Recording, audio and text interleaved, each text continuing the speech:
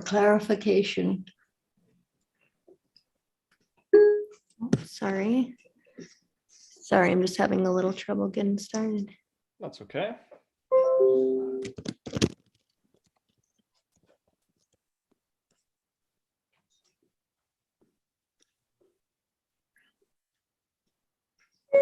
For clarification. Sorry, I'm just having a little trouble getting started. That's okay.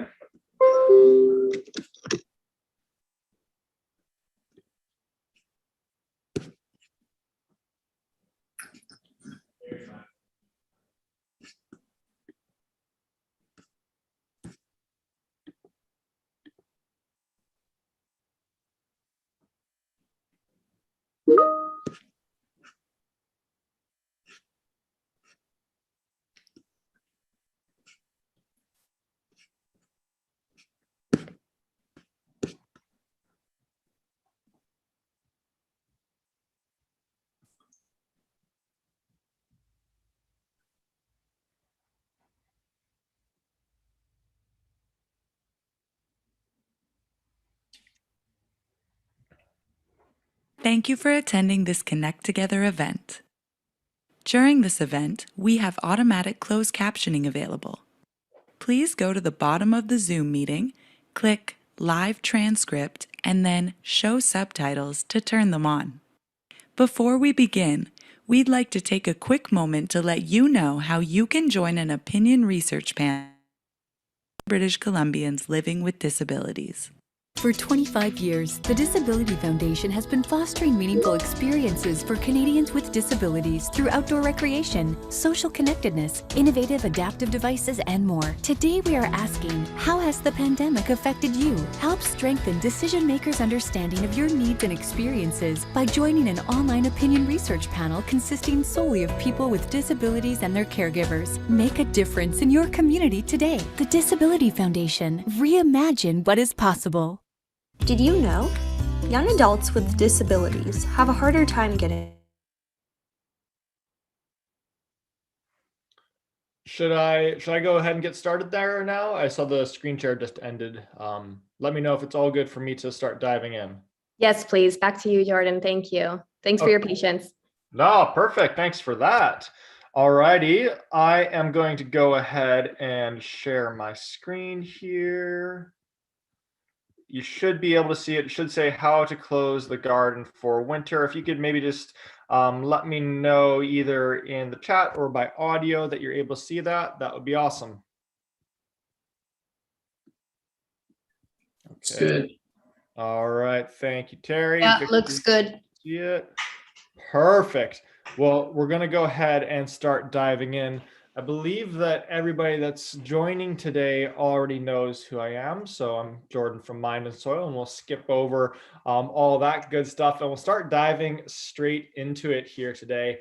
And today's session, it really is going to be a pretty quick one. So what we're going to do is chat just a little bit about the different steps to be going about closing the garden.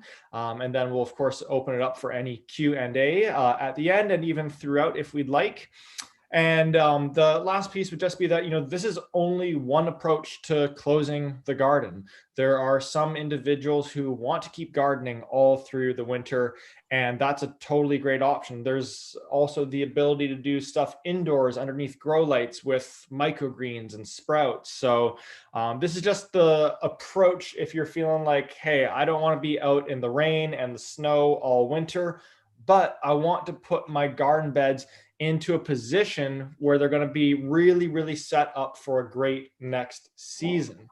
And so it really all gets started with the question of, why do we want to go about kind of being intentional with how we're going to be closing the garden for the season?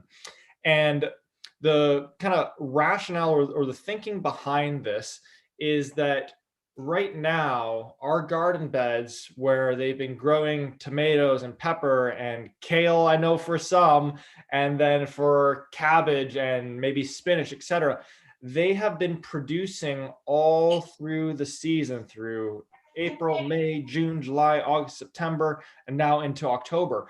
And so as those plants have been growing, they've needed to be utilizing the nutrients that are in the soil. And so by growing, they're using up the nutrients, which means that now the bed would be at its lowest and most depleted point. And so if we were, starting new things right now, well, we'd want to be doing a lot to get that soil better and fertile and full of nutrients so that those new plants would be able to grow big and strong.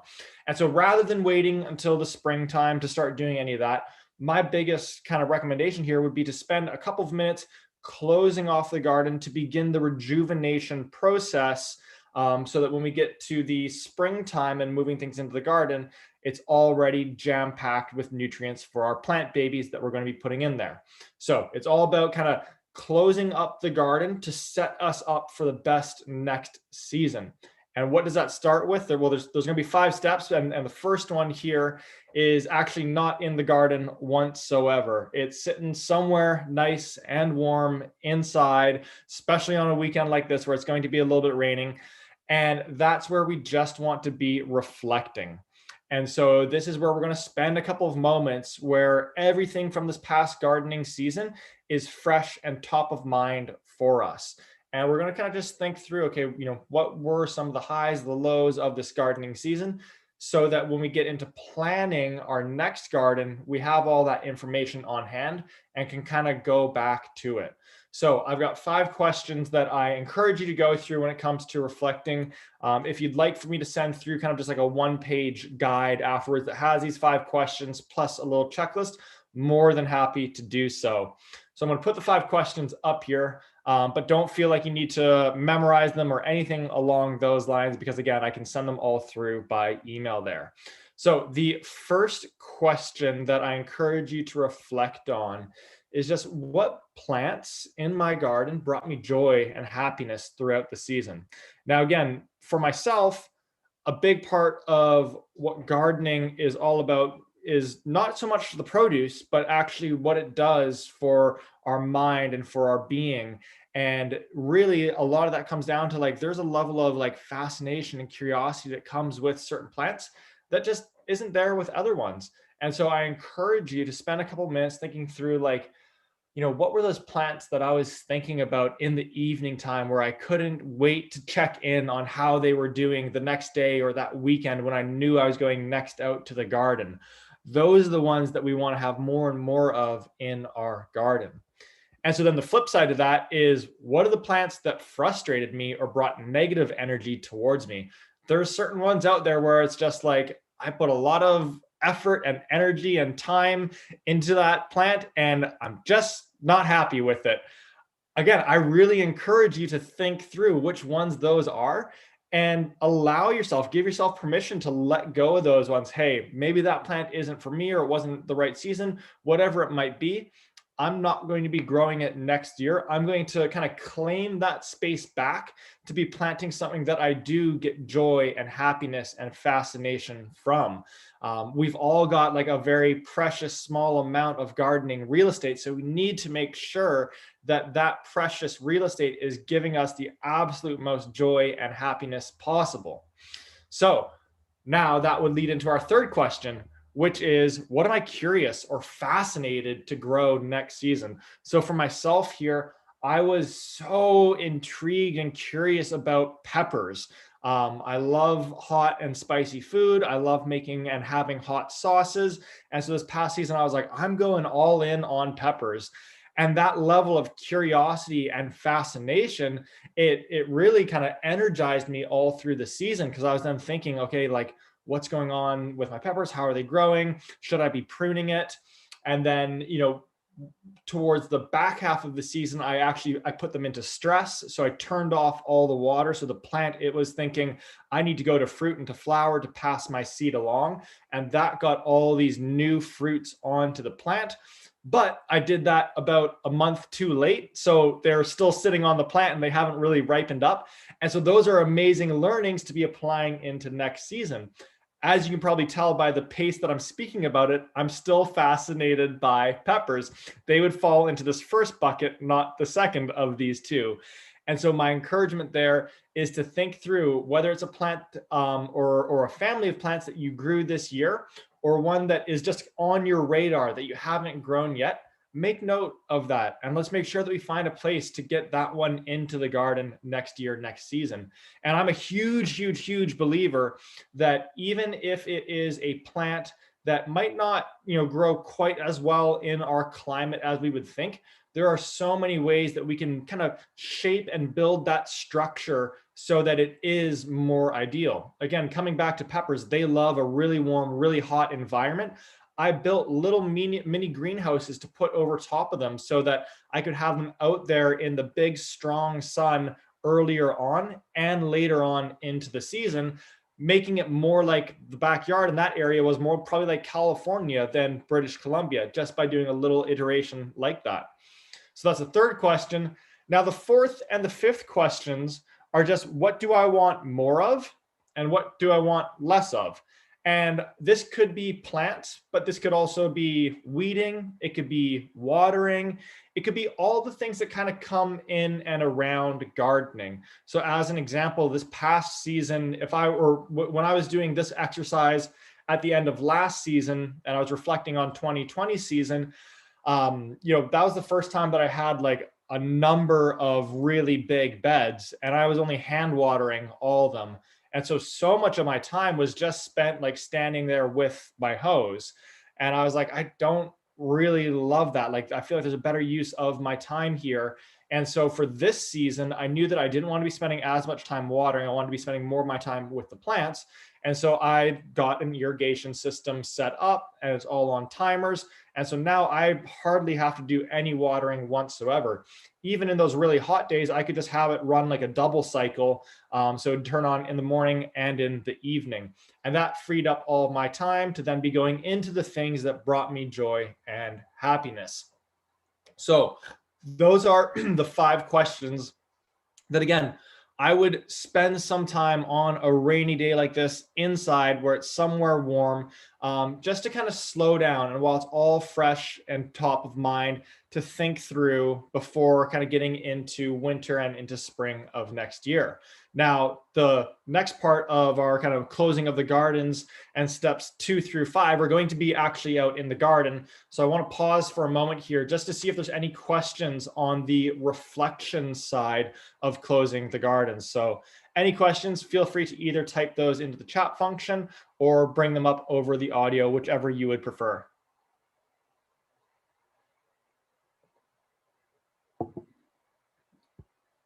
I think those are great questions, and I've pretty well done them all already, reassessed, but it's not hard to know which ones you really did. I planted too many of those, and this would have been fun. So yeah, that's a great way to look at it for next year. Nice. Thanks, George. What were some of the kind of like key takeaways for you there, Maureen? Well, I had too many of the cherry tomatoes, and I want more. Well, one really good big large tomato, and I had a good plant, but it was in an accelerator pot and it wasn't big enough, so it didn't get to do its best. So those are really good lessons. And I had Brussels sprouts, and when we harvest them, it's still so labor intensive that I think, well, I'm going to get Brussels sprouts are not going to go in there next year. I'd rather buy them. I think Brussels sprouts for me, they were better this year, but they're still not where I want them to be.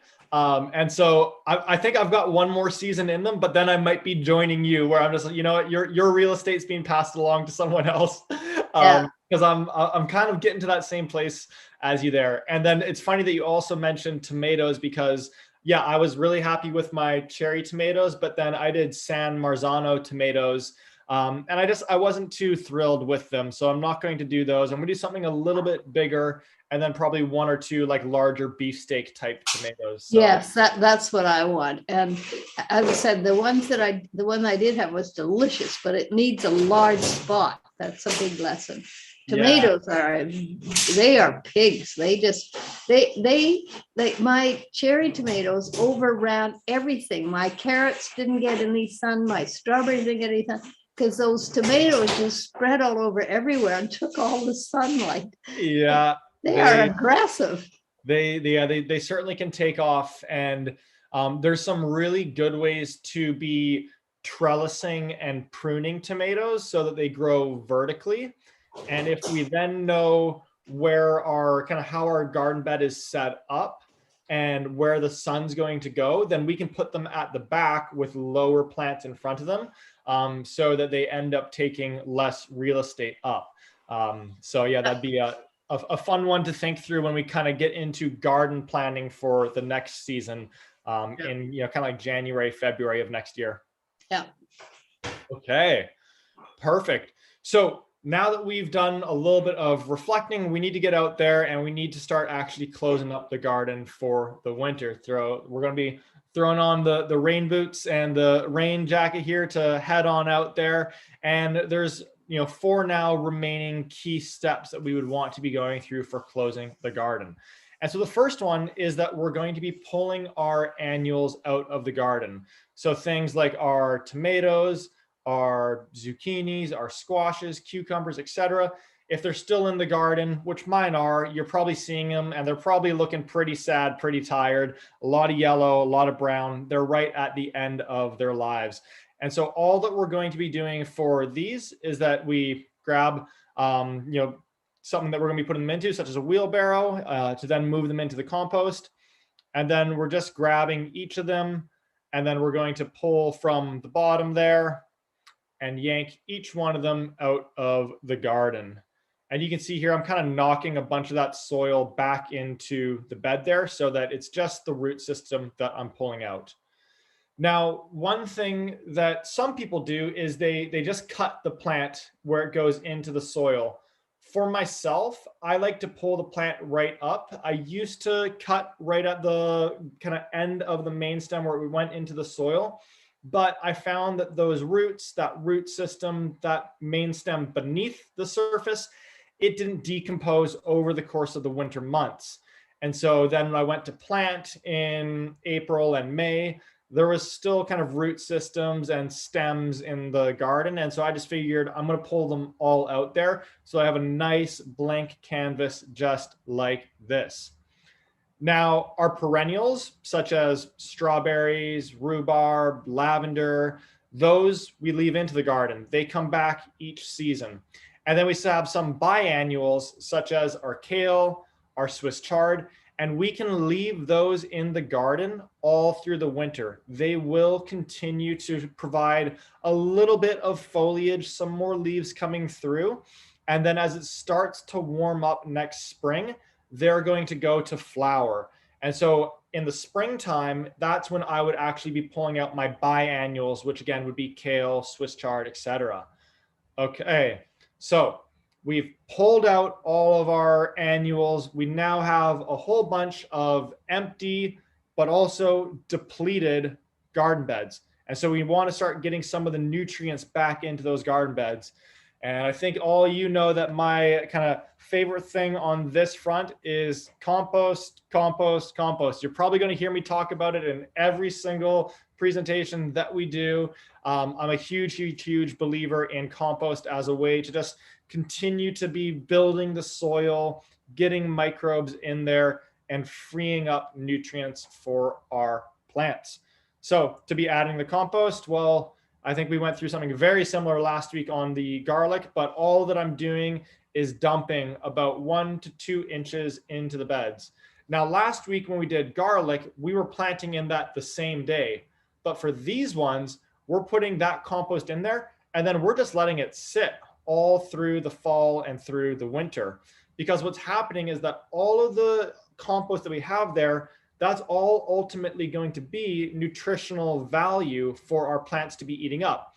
And the microbes, the worms, all those little organisms, they're going to be eating away at it through the winter, so that by the time we get to spring, that bed is jam-packed with nutrients ready to go for the springtime, for whatever it is that we're putting into that bed to grow nice and big and strong.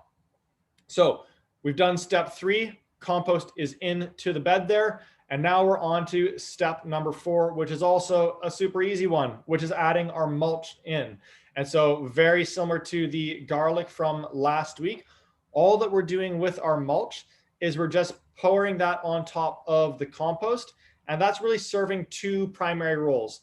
The first one is that it's going to insulate the soil. So all those microbes that are going to be working away on the compost, eating it up to restore the bed with new nutrients, they're staying a little bit warmer by being beneath the surface there with that mulch on top of them. It's creating a little bit of a barrier from the really cold weather to where they'd be living in the soil.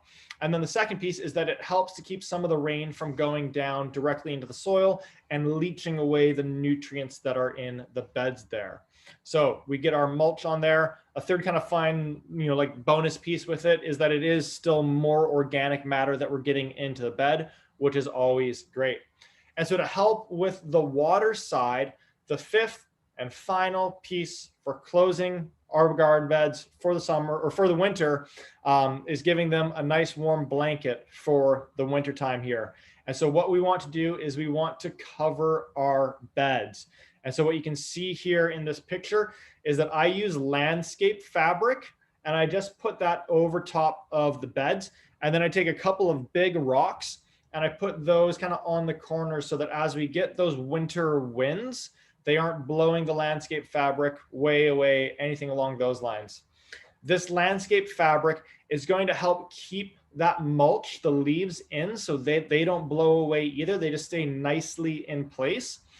And then if you stack the leaves in a way where it's kind of like a little mound or like a roof, then the water and the rain, when it hits it, it's going to run to the sides of the beds opposed to going right down into the middle. And that's going to create and leave just a really nice, kind of like gently moist bed without water streaming through it there.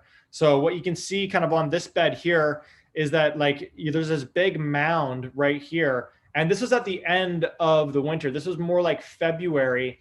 And so, a lot of those leaves they had at that point, kind of compacted a little bit.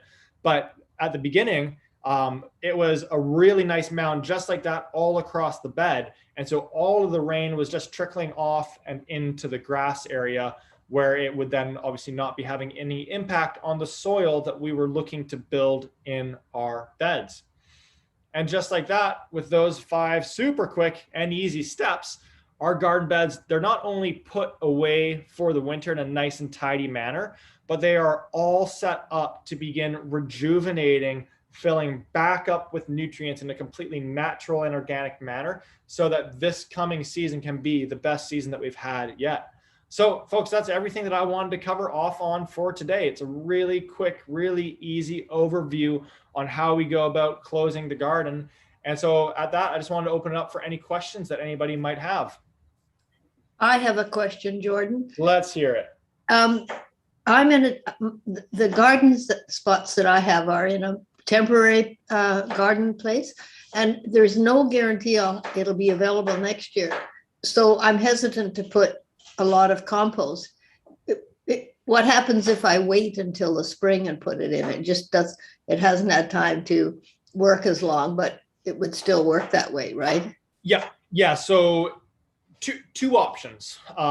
One, you could wait until the spring, and that is going to be a totally good option. If you wait until the spring, I would recommend getting that in there about a month before you start to plant into that bed, just so that it has as much time as possible for it to just kind of be settling into the ground. And then the second piece is that, and I always encourage people on this front when it comes to being in a community garden, is that you could still do it in the fall. And if it ends up being that you move to a new garden, then whoever gets to take that bed over from you, you've set them up for so much success. So kind of by virtue of that, you're helping them out.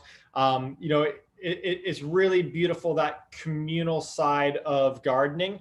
As an example, this house that I bought, the previous owners, they were big gardeners. And I wasn't supposed to meet them at all, but I had to drop some seedlings off because I wasn't going to have enough room in the moving truck. And when I did that, I got to meet the owner, and we still email 2 years later about the garden, their new garden on the island. And there's just like that really good energy around it that they wanted to set me up for success. And they love to see the care that I'm taking for it now. So either way, if you do it in the fall or in the spring, you're going to be set up perfectly, so long as we get some compost in there at one of those 2 points. Wonderful. The fact is it will be replaced by condominium buildings and I don't think it would appreciate the compost. But in my case, I'll wait till the spring. That would make it a little bit different. Yeah. Thank you, Jordan. My pleasure. Yeah, it was great. Thanks, Terry.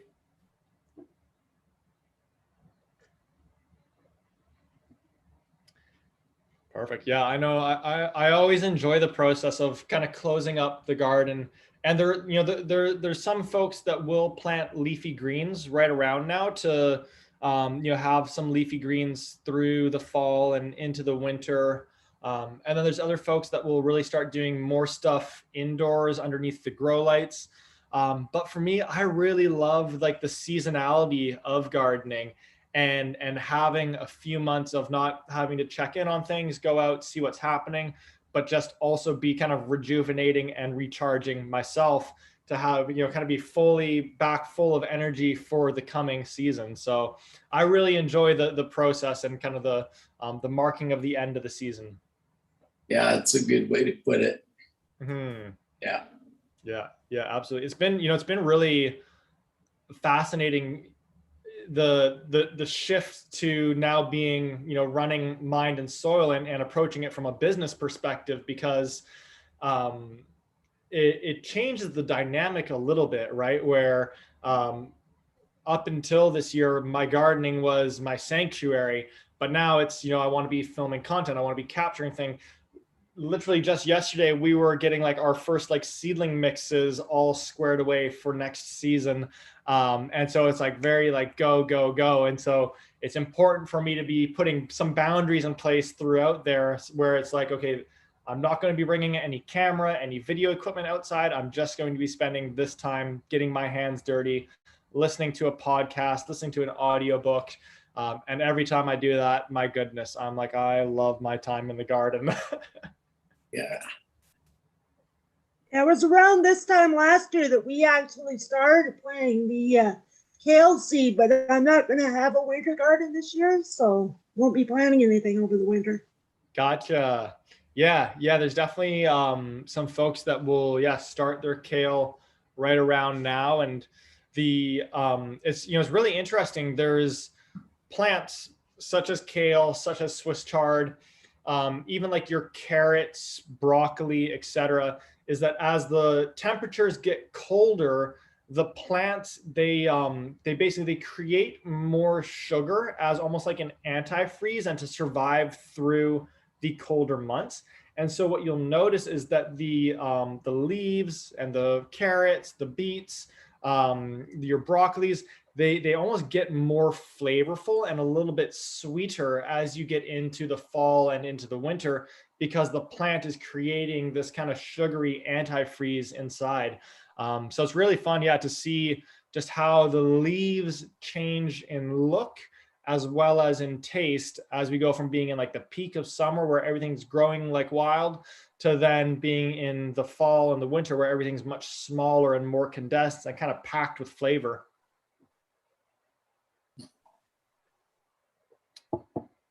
Perfect. Well, I think that's everything for the time being here. Thank you so much for those questions and comments throughout. And then, I'm not sure what our next one is going to be just yet, but I know that Victory and I are chatting about it. So you're not getting rid of me anytime soon. That's good. That's good. Looking forward to it. Perfect. Well, I'll go ahead and I'll turn off my screen share here, and I'll pass it back to the team here to kind of close things off. Thanks, Jordan. Thank you.